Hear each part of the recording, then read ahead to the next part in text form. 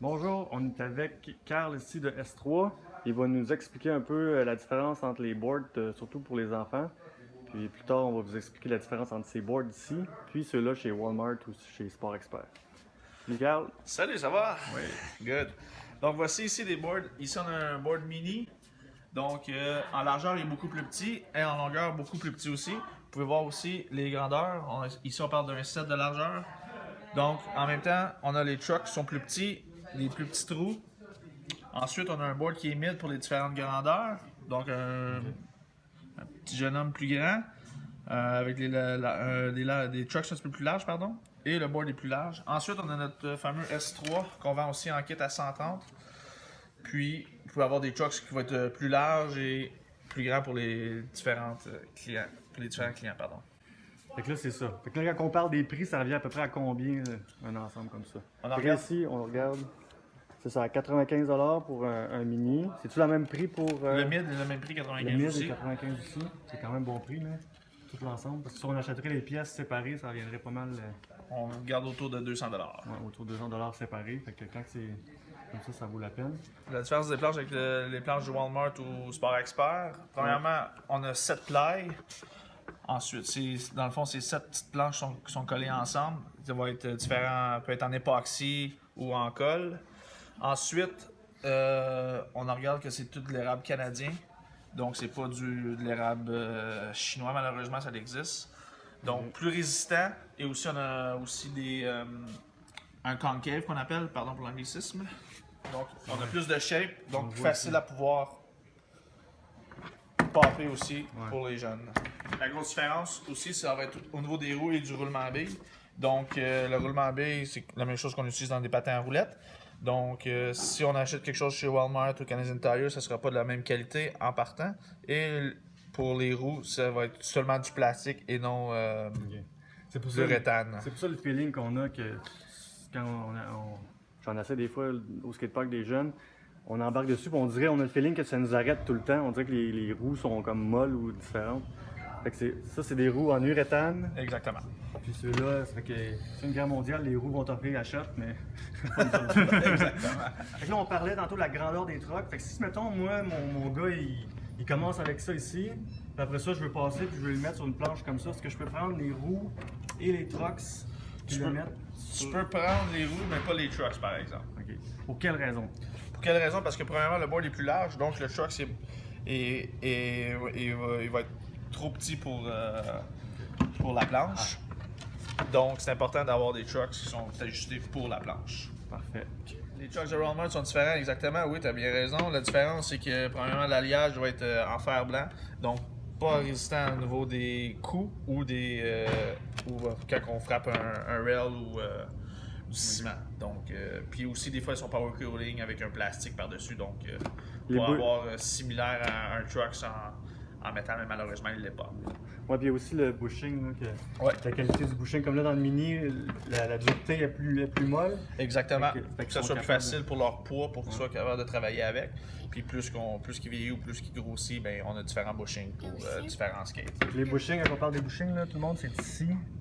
Ça, quand c'est plus dur, ben, ça va moins plier. Ça fait qu'on regarde comme ça, on embarque dessus, on est capable de plier. C'est le choc du skateboard, dans le fond, comme votre voiture. Et on est capable de serrer ou desserrer pour que ça soit plus lousse ou plus serré. Quand c'est plus serré, c'est plus stable.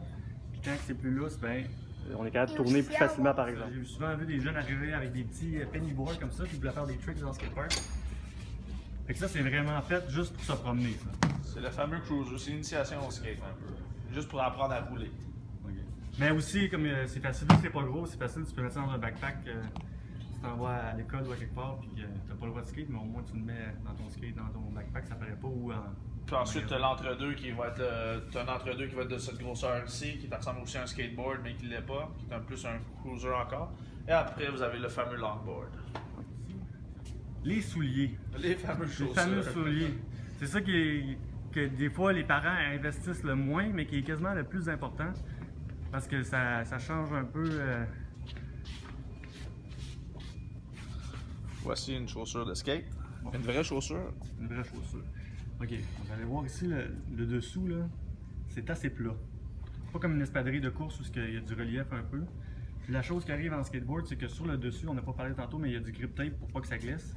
Quand on essaie de faire des tricks, ça use le soulier, puis ça use aussi la semelle du soulier. Fait que ça, c'est normal.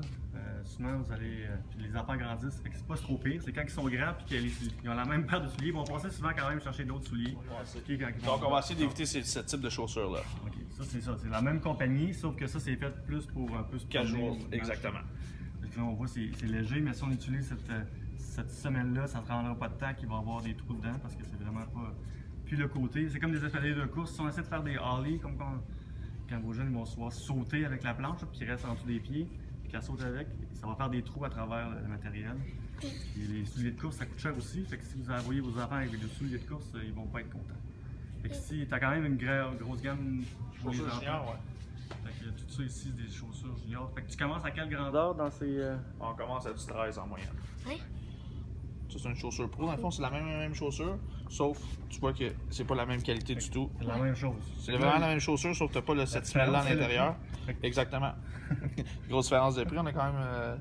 C'est ça. On a 15 une à 60 puis une à 75. Et 15 Ah, mais le 15 il vaut la peine dans ce cas-là. Fait que la différence, c'est la qualité du matériel que vous pouvez toucher. Celle-là ici, Le couching à l'intérieur. il est beaucoup plus le plastique. Plus... Ouais, ici, on le sent, c'est pas la même. Et Aussi résistant. C'est proche. Ouais, c'est pas pareil du tout. C'est juste un double wrap, ça, c'est juste un simple wrap dessus. Ok, c'est ça. L'épaisseur est pas pareil. Exactement.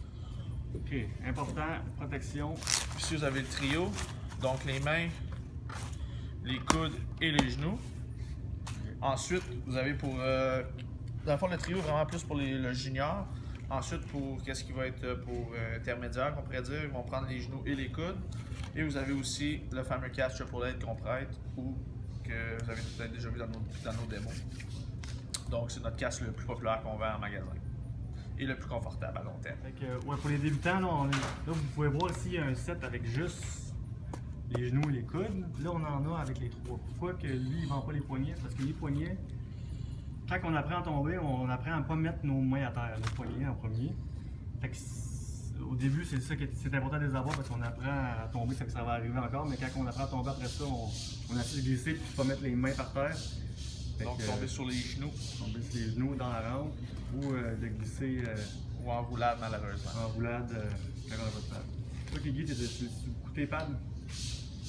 Je pense qu'on va prendre une vidéo de tes pads, on va leur montrer comment ils sont utilisés, comment ça vaut la peine. Pour dire tes genoux, comment ils sont en bonne état. Ouais, tes genoux, comment ils sont corrects, puis t'aurais pas skaté longtemps, je pense, t'aurais pas eu de pad, hein? Je pense que ce qui était déjà plus. je suis déjà plus.